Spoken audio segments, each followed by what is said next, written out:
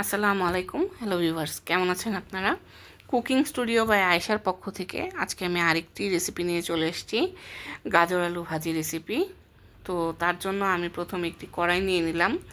কড়াইটা যখন একটু গরম হয়ে আসবে তখন আমি এতে প্রায় হাফ কাপের মতো তেল দিয়ে দিচ্ছি। তেলটা একটু গরম হলে আমি এতে 1/4 কাপ থেকে একটু বেশি পেঁয়াজ কুচি দিলাম। পেঁয়াজ কুচিটা একটু নেড়ে চেড়ে লাল লাল হওয়া পর্যন্ত অপেক্ষা করতে হবে। এখন আমি এতে দিয়ে দিব আগে থেকে কেটে ধুয়ে রাখা, পানি ঝরিয়ে রাখা গাজর আলু। এখন আমি গাজর আলুটাকে খুব ভালো করে তেল পেঁয়াজের সাথে মিশিয়ে নিচ্ছি। মেশানো হয়ে গিয়েছে। এখন আমি এতে প্রায় 1 চা চামচ পরিমাণ লবণ এবং হাফ চা চামচ থেকে সামান্য একটু কম হলুদ দিয়ে দিচ্ছি। এটা আসলে টোটালি অপশনাল, হলুদটা টোটালি অপশনাল, আপনারা চাইলে নাও দিতে পারেন। এটা জাস্ট কালারটাকে একটু হলুদ হলুদ করার জন্য দেয়া, তার ছাড়া কিছু না। তো আমি এখন গাজরের সাথে হলুদ আর লবণটাকে খুব ভালো করে মিশিয়ে ঢেকে দিচ্ছি সেদ্ধ হওয়া পর্যন্ত।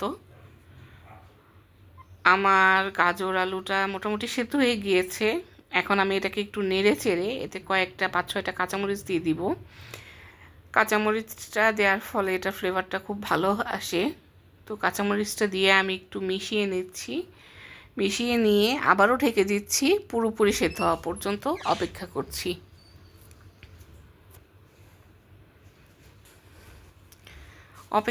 সেদ্ধ হওয়া পর্যন্ত। দেখুন দর্শক, আমার গাজর আলু ভাজিটা রেডি। আমি এখন এটাকে পরিবেশন করে নিচ্ছি। খুবই সুস্বাদু একটি রেসিপি এটি। ভাত, পরোটা, রুটি যে কোনো কিছুর সাথে আসলে এটা খেতে খুবই ভালো লাগে। তৈরি হয়ে গেল দারুণ মজাদার সুস্বাদু গাজর আলু ভাজি রেসিপি।